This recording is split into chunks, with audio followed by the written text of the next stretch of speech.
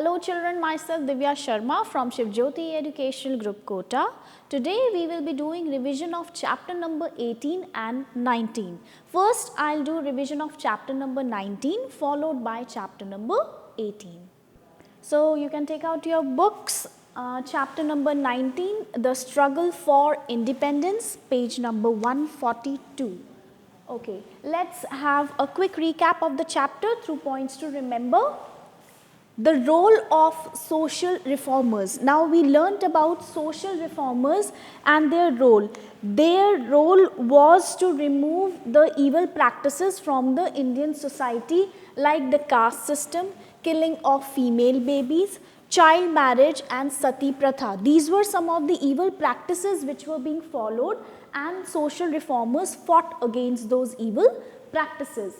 Second, the rise of Indian nationalism. Now, Indian nationalism was the movement which was fought against the British. And Indian National Congress, which was formed in the year 1885, and within the Indian National Congress, two groups which were formed. One was of the moderates and the another group was of radicals. Now moderates had a very soft approach to demand for reforms from the British government, whereas the radicals, they fought against the British. They demanded reforms from the British by using violent means.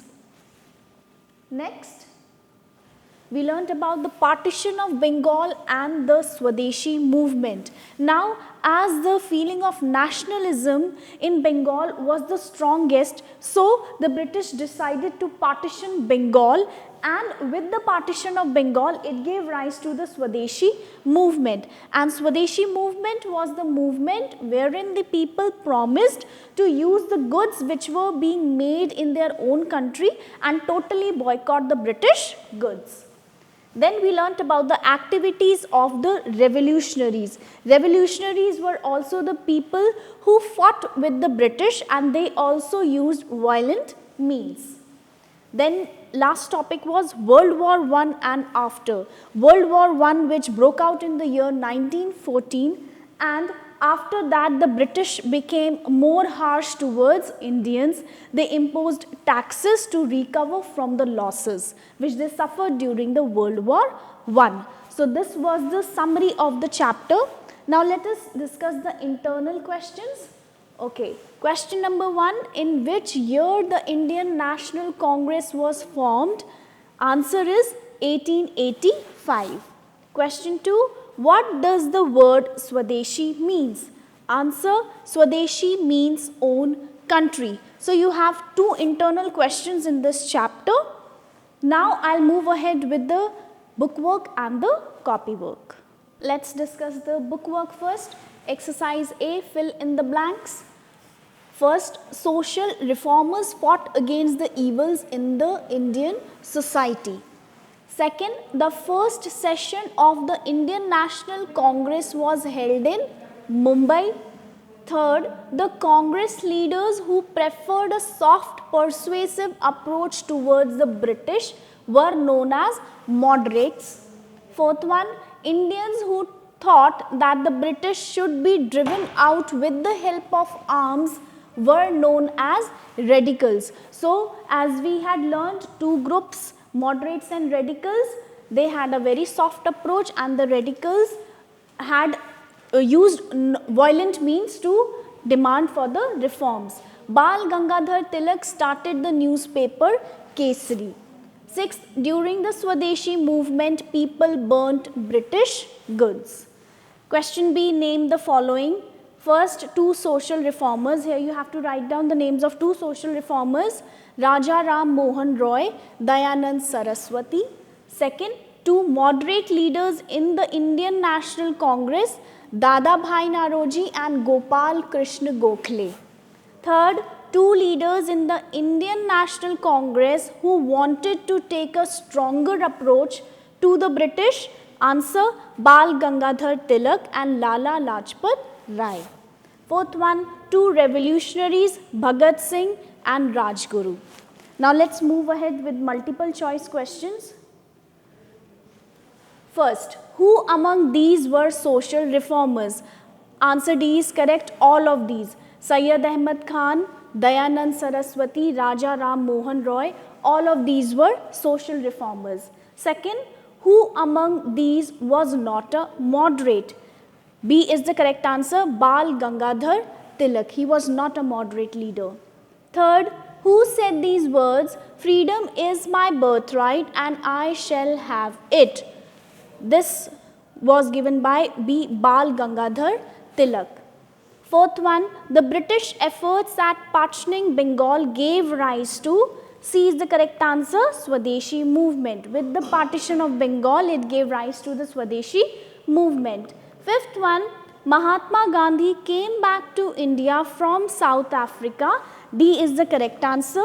In 1915, while World War I was going on. So this was the book work. Now let's discuss the copy work. Answer the following questions. Question number 1. What was the Swadeshi movement? Answer. Swadeshi movement was the movement in which people pledged to use goods made in their own country and to boycott British goods. Pledged means to promise. So Swadeshi movement, which was started wherein the people promised to use the goods which were made in their own country and totally boycott the British goods. Question 2. Why did the reformers want to educate the people of India? Answer. The reformers felt educating the public would remove outdated customs and superstitious beliefs and would bring progress to Indian society. Now the social reformers felt that education of public will help to remove the superstitious beliefs and the social evil practices which were being practiced in the Indian society. Question 3. According to the social reformers, why was Indian society divided and backward? Answer. The reformers felt that social ills like the caste system, killing of female babies, sati and child marriage kept Indian society divided and backward. As these social evils kept the Indian society backward and divided, so the reformers felt that these practices should be eradicated. Question number 4. What was the difference between the moderates and the radicals? We learnt that within the Indian National Congress, the two groups which were formed, one of moderates and radicals. Answer. Moderates were the leaders who wanted reforms so that Indians could live a better life under British rule, like Dadabhai Naoroji and Gopal Krishna Gokhale. Radicals were the leaders who wanted self-rule for the Indians, like Bal Gangadhar Tilak and Bipin Chandra Pal. Question number 5. Why did the British impose more taxes on the people after World War I? Answer. The British imposed more taxes on Indians in order to recover from the losses they suffered during the World War I. Now the losses which the British people suffered during the World War I, in order to recover from the losses, they imposed taxes. Question 6. Why did the British think of partitioning Bengal? Answer. The British realized that the feeling of nationalism was the strongest in Bengal, and if people got united, they could easily throw the British out. So they decided to divide Bengal into two parts, one for the Hindus and other for the Muslims. Now, as the feeling of nationalism was very strong in Bengal, so the British people decided to divide Bengal into two parts, and they divided Bengal on the basis of religion. That was one for the Hindus and other for the Muslims. Question number 7. How did the thinking of the educated people in India changed after the first war of independence? Answer. Since lakhs of Indian soldiers fought with British army in World War I, the educated people in India changed after the first war of independence. This is how the educated people in India changed after the first war of independence, since lakhs of Indian soldiers fought with the British Army during the World War I. So you have 7 questions in the chapter. Children, read the chapter again and also complete your book work and copy work if you haven't completed yet. Now let's move ahead with chapter number 18. Now let's do revision of chapter number 18, that is the British Raj and the First War of Independence. You can take out your books, page number 135. Let's have recap through points to remember. Okay, the arrival of the Europeans in India. We learnt that the Arabs and the Europeans traded with India and they mainly traded over land. Second, the establishment of the British Empire in India. Third, the rising discontent among the Indians and the revolt of 1857. Now let's have a recap of the chapter through this timeline. Okay. First, during 1450, India was called Sone ki Chidiya. Why? Because it was a very rich country and it was famous for its spices, gold, pearls and silk. Around 1500, a Portuguese trader Vasco da Gama found a sea route to India. Then in 1600, British East India Company was formed. During 1700, the Mughal Empire declined. There was a decline of Mughal Empire because due to several small kingdoms which emerged, they started fighting amongst each other and then the Mughal Empire started declining. And in the year 1757, Battle of Plassey was fought and it was the first stage of British conquest. Okay? Now, in 1760, it was the era of Industrial Revolution because at that time the British were prospering a lot. In 1857, revolt of 1857, which is also called the First War of Independence, it was fought as there was a lot of discontent among the Indians due to the injustice which was being done to them. And finally, in the year 1858, the crown rule was instituted. Okay? So this was the quick recap of the chapter through this timeline. Let's discuss the internal question. You have one internal question in the chapter. Question 1, who formed the English East India Company? Answer is the British. Now, we'll discuss the book work and the copy work. Let's start with the book work. Exercise A, fill in the blanks. First, the first European to find a sea route to India was Vasco da Gama. Second, the British became very powerful in Bengal after the Battle of Plassey in 1757. Third, the revolt of 1857 started in the city of Meerut.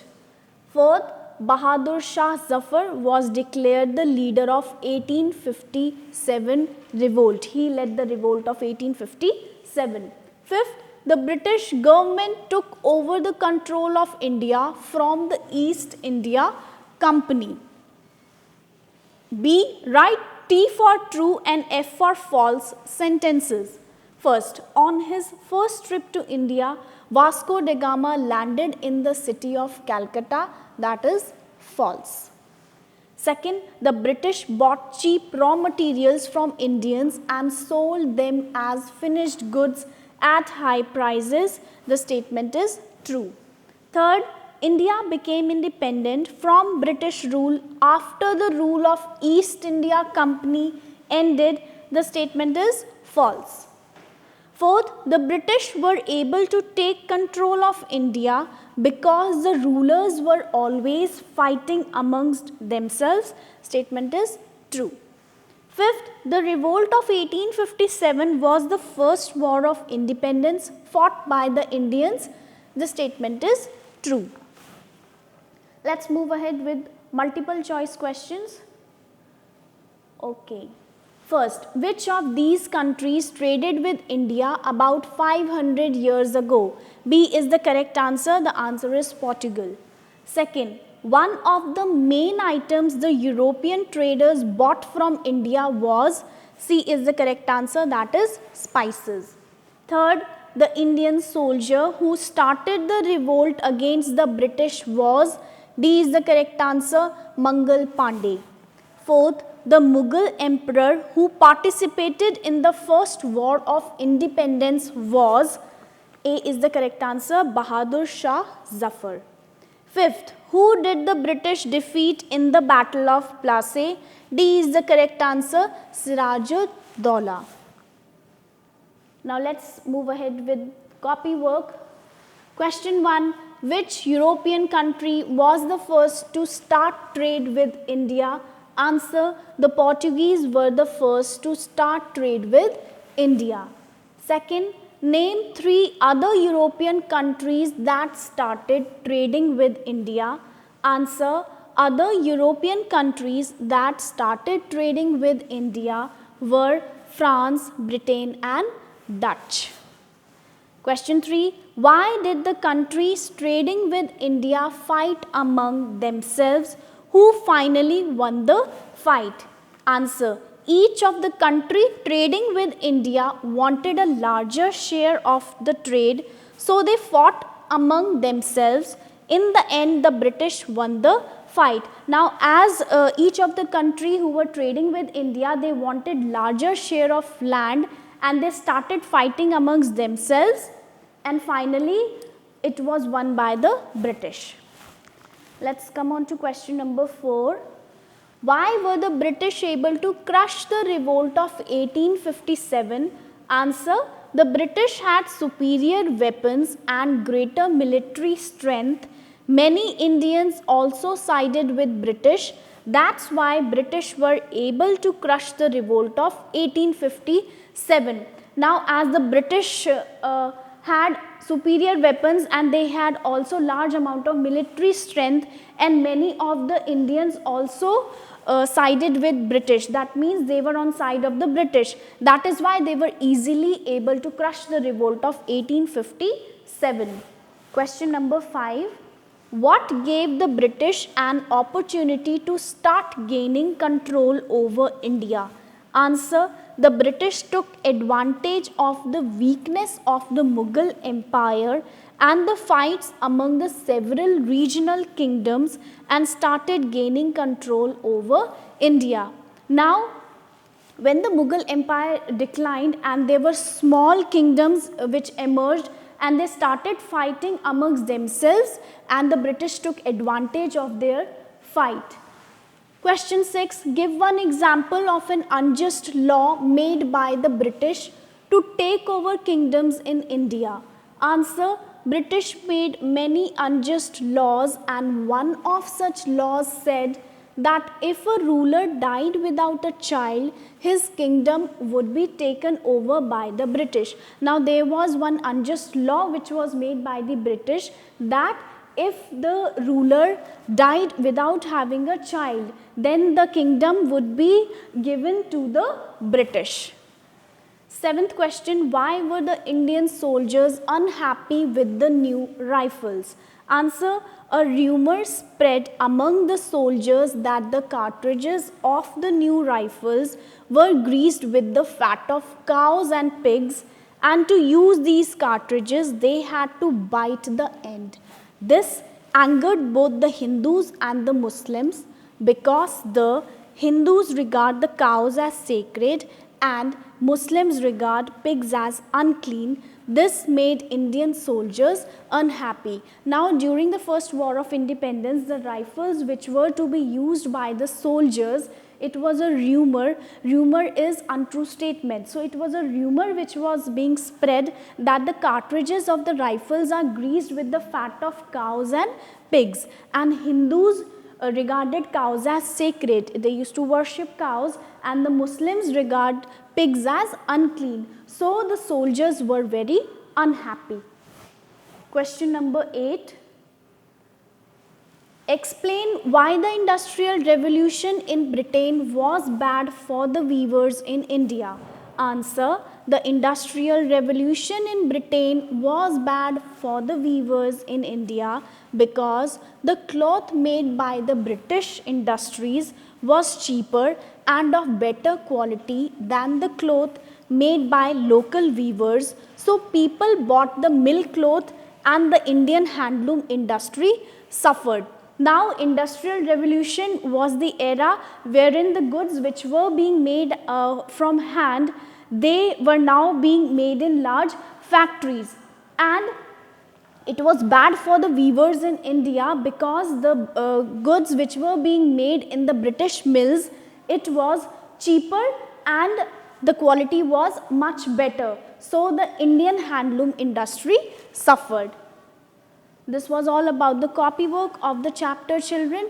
Give a read to the chapter again and complete your book work and copy work. Thank you.